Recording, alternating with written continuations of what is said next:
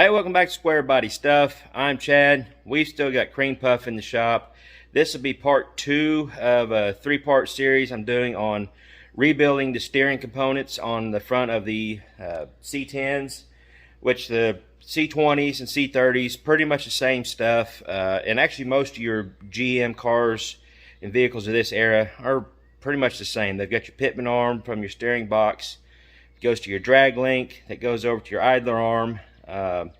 And then from your idler, or from the outside of your drag links, it goes to your tie rod ends out to your steering knuckles, if that makes any sense. But in this video, we're going to be doing the Pitman arm. That is this guy right here.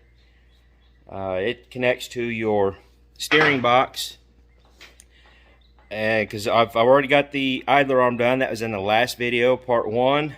Go check that out.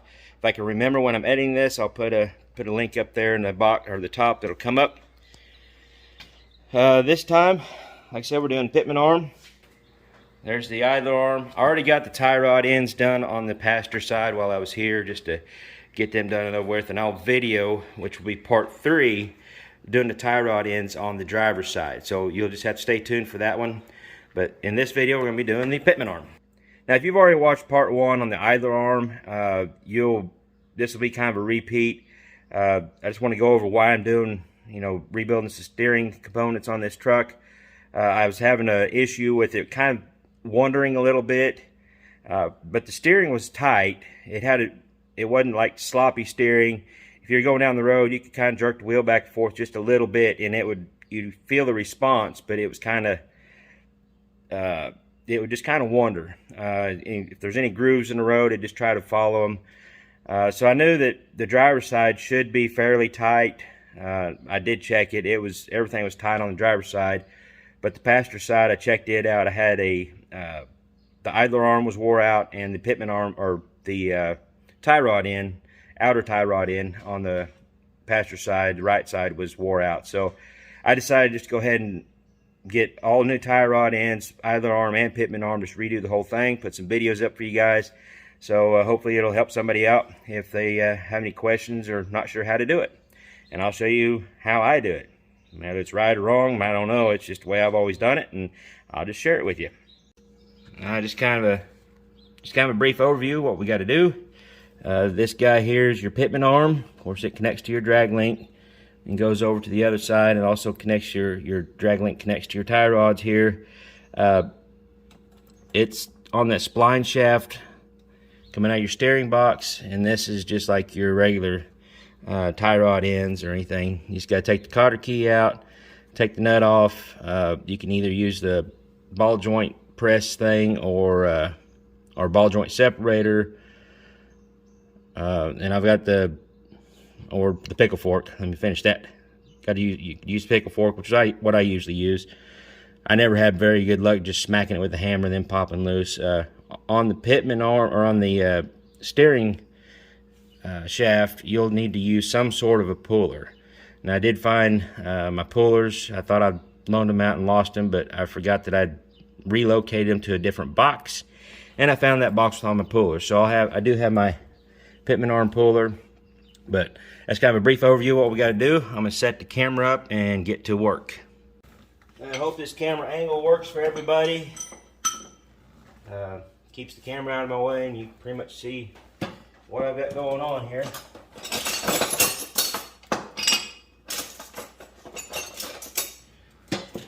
Get the cotter pin out. Pretty self-explanatory. I like to use side cutters. If you can get the cotter pin started. Use side cutters, just kind of get a grip on it and pull it out. Now that one was pretty easy. Some of them are in there pretty hard. See if I got the right size wrench for that. Break that loose. And what I normally do on these kind of nuts for tie rod ends, or these kind of ends, is I'll run the nut pretty much all the way off, just to make sure it'll come off by hand, just in case somebody's boogered up the threads on the end. Because if you knock it loose, then it's hard to get a hold of it to unthread that nut. So I just make sure it's able to unthread easy before I break the joint loose. Now you can use pullers like this, but it don't fit in there. This won't fit in there. A lot of guys just have luck with smacking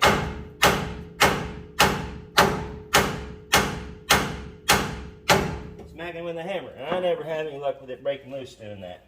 So I've got to use the old pickle fork. Why they call it pickle fork, I don't know.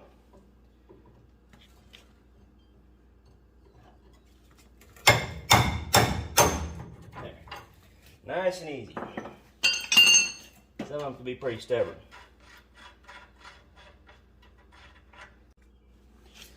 Next we'll get to the nut on the Pitman arm, or the steering box. Take it off.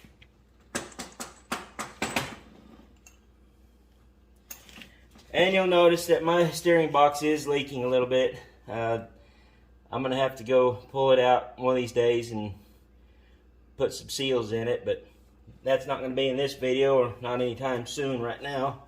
It doesn't leak that bad, it just kind of looks bad. Now, you don't want to hammer on this because you could damage the seals, you could damage the bearings or something in there, so you don't want to start beating on that. You'll want to use a puller. Now, if you don't have one of these pullers, you could usually rent stuff like this at your local parts stores. I know O'Reilly rents them. I don't think they're too awful high. If you're going to be owning these old trucks and messing around with them, it's probably a good idea to go ahead and buy them. You could probably, if you've got a universal like a 3-jaw or 2-jaw puller, it would probably work too on this. You've got enough room for the jaws, but this is what this particular puller is designed for, so I'm going to use it. Not sure how tight it's going to be. And this one's got a deal in the end, put a ratchet in there, 3/8 ratchet, makes it kind of handy.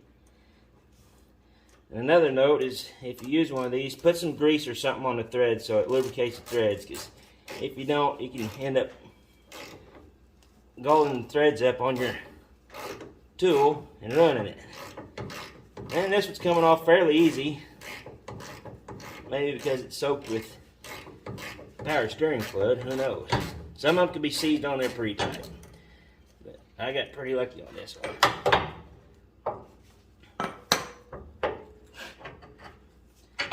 And there we go. There's the old one out. Now I'm going to clean up some of this greasy stuff off here. Clean everything off. Make it look a little better. And then put the new one back in. Another thing I'd like to note, if you were to be doing what I'm going to be doing, is redoing all your components, right now would actually be a good time to go ahead and do your tie rod ends, because you've got easier access to it. But for this video purpose, I'm going to just pretend like that's all I'm changing is the Pitman arm. I may not tighten that all the way back up, so I can get it up out of the way and do my tie rod ends for the next video. But I'm going to get everything cleaned up, and then I'll show you how to put it back together. Now I've got everything cleaned up. A couple things I'd like to note. Make sure you get your seal back on there. If you watched my idler arm video, you'll remember I forgot to put my rubber grease cups on both ends of it. Had to take it back apart, redo it. I use anti-seize on everything except for the taper inside here. You want that dry. And these, the steering shafts on the 2-wheel drives are keyed. They got 4 big slots, so you can, the only way you're going to get it off, like not clocked right, is if you're like 90 degrees off. So no real issue possibly getting it wrong. Getting everything lined back up. There we go. Just have to slide back up in there like it's meant to be. That started. And you can also just put your nut on there for the time being. without your lock washer. Snug it up.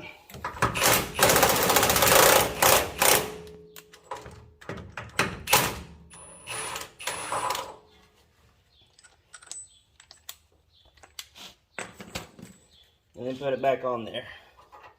And I'm sure there's an official torque on these. But I just do a lot of ugga-duggas. Oops.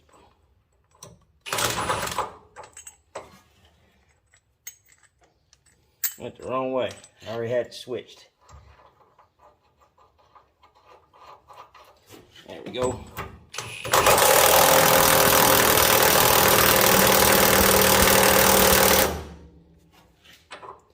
You want it good and tight, that's for sure.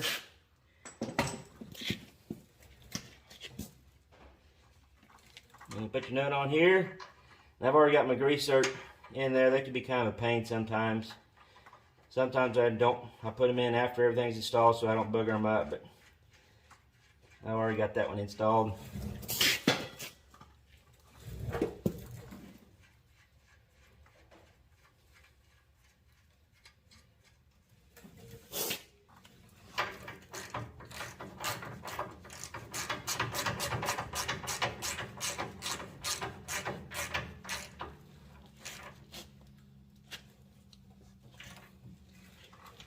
Find out where your hole is for your cotter pin,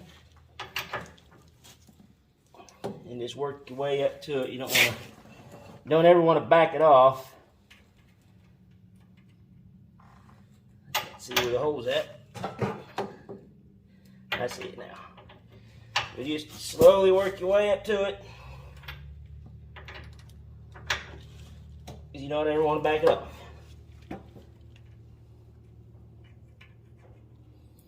There we go.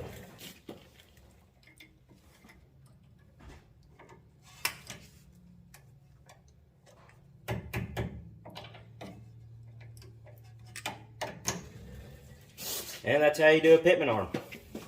Not a whole lot to it, just got to have the right size socket for your nut and the puller. And that's pretty much all there is to it, and some way to separate your joint.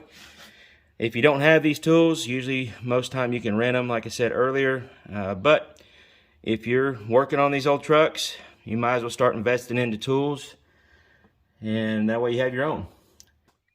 Also, make sure you go through and grease everything whenever you get done. It's a good time to just go ahead and grease everything you got underneath the front end, your ball joints, all your steering joints. Like I said, I'm going to be replacing the tie rod ends on this too, so I'm going to wait till I get those in and grease everything.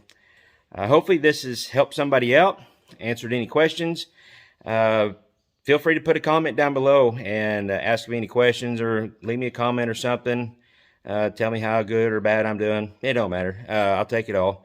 Also, be sure to hit that subscribe button if you like what you see here, because that's pretty much all we do is Squarebody stuff. Every once in a while I'll throw something else in there, but most of the time it's just old Squarebody. So I guess I'm going to break it off there. Stay tuned for part 3, and we'll be doing the tie rod ends on the front end of this C10. So until next time, y'all keep your Squarebodies rolling, and we'll catch you later.